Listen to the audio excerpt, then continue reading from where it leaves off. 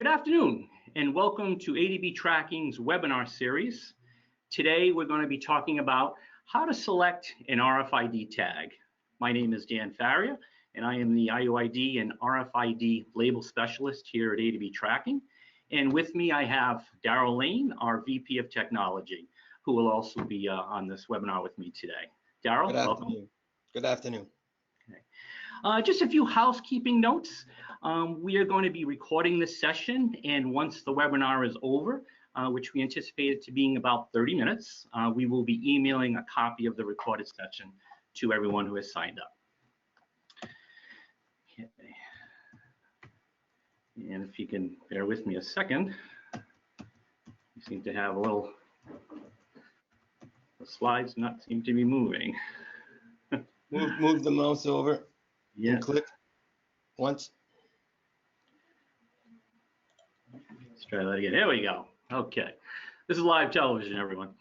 Okay, so in regards to the agenda, we're going to talk about how does RFID work? When should the RFID tag selection take place?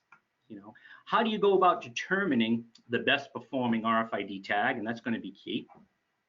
Why RFID tag selection is so critical to a successful RFID asset tracking system, and how to get the best value from your RFID tags. And lastly, we'll wrap it up with a Q&A session, and you can just type any questions you have in the box, and we'll address them at the end of the webinar. In regards to A2B Tracking, we are a pioneer of military-grade enterprise-class solutions to identify, mark, track, and report critical assets for almost 25 years. We create cloud-based asset tracking and data management solutions with advanced barcode and RFID technologies. In regards to our experience, we've done over 7 million DoD assets that have been processed with A2B tracking software around the world. We've mobilized teams to identify and mark mission-critical assets and verify asset existence with completeness. And then also, we can turn physical assets into item unique data that can be easily tracked, inventoried, and audited and reported to government systems. So let's get started with how RFID tags work. We're going to concentrate on passive RFID tags today. So Darryl, let's talk about this first screen in regards to passive RFID tags, and you can take it from there. Yeah, so passive RFID tags, in this country, UHF, 915 megahertz is the frequency that we work in. At A2B, we've worked with a number of different RFID technologies, near field, high frequency, but we've kind of settled in on the UHF RFID tag or RFID technology, for a number of reasons. And when we're talking about tags here today, the advancements in passive UHF RFID tag technology continues to improve every day.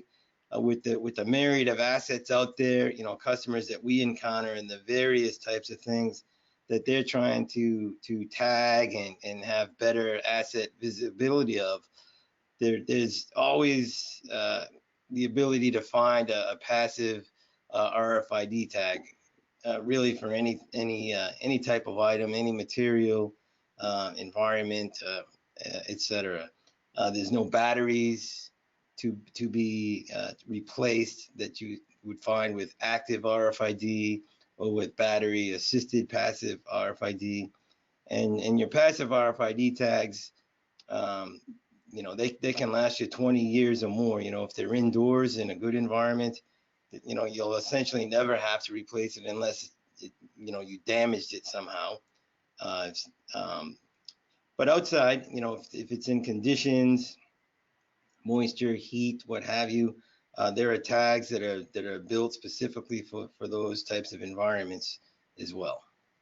So you bring up some good advantages there, Darryl. One, obviously there's a lot of flexibility and a lot of options when you're dealing with the passive RFID tag. Obviously, very low or no maintenance at all. You don't have to deal with the batteries as you would with an active tag, which will obviously contribute to a lower cost. So clearly some good advantages there in dealing with passive RFID.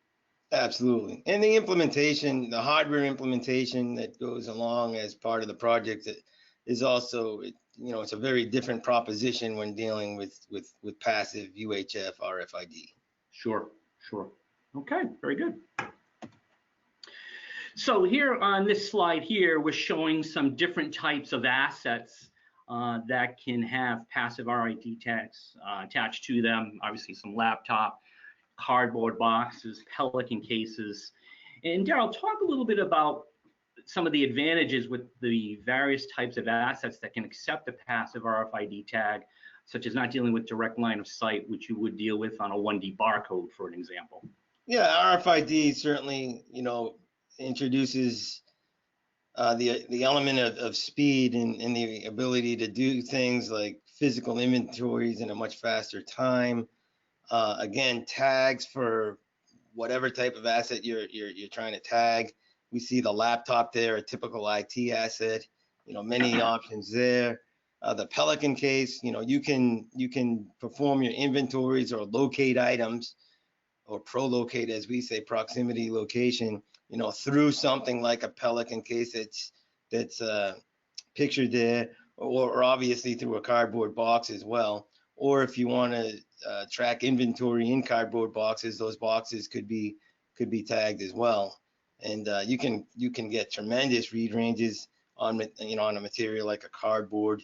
If you have shelving and you need to inventory things up high, you could go up 20, 25 feet with the appropriate tag on there.